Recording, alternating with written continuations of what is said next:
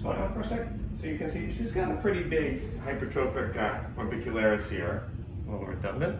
So I'm going to do a teeny bit, and you just need a couple units in here. And what that'll do is it'll smooth out this, so especially when she smiles, it'll keep that tear trough looking nice and smooth. Okay. Then if you want to get the brow up, you can go over here in the lateral portion of the orbicularis. Some people like to go above, some people right in. I go just below the hair. I put some in there, and that gives a nice lift to the forehead, to the brow rather, and then smile.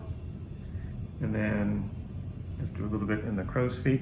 And you can see I pretty much go subcutaneous here, and then you just push it down into the muscle.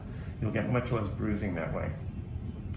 Now in the forehead, if you immobilize the forehead, the brow's coming down like this. And she doesn't like that. But she has a lot of movement here. Lift up, oh, there we go. And it's not too bad, but if you do just small amounts in a lot of different places, it's really a much nicer way to do this. So you don't get total paralysis, but you definitely get softening of these lines up here. You can see I use a Luolock syringe with a 32 gauge needle, so it's really not painful. Has anything been painful again? Nothing. Good, okay. Thank you. All right, so we'll wrinkle in here for the glabella, and she has that one big line. So when we do this area, what'll happen is it'll decrease this line, but it also should give you a little lift because the muscles in here are depressors. So it should help elevate this whole area. So what I like to do is start in the middle, come across, start in the middle, I just shake so she doesn't feel it, come across. Now, if someone has movement all the way over from the corrugator, you sometimes need to give a little bit more over there, or these lines will actually become more prominent once this relaxes. And I always go up and out. Theoretically, if you come down, you could get higher chance of ptosis because it may drift over into the levator. Also, if you give any right here, you have to be very careful or it could drift down into the levator.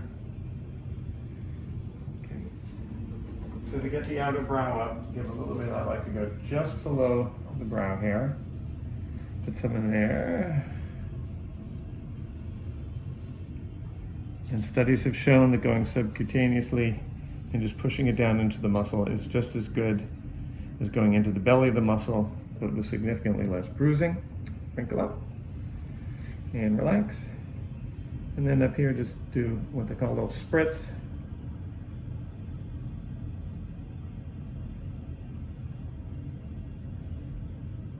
If you want, you can mark this before you do it. Wrinkle up again for a second. Now, if you do much in here, you're going to sort of counteract what you've done there in terms of lifting the brow, because these are the brow elevators. However, if they get a very high brow, sort of a Spock look, they can come back and you can put a little bit there and it should drop it into a normal position. And we've done this before, so we know that this sort of combination works well for her.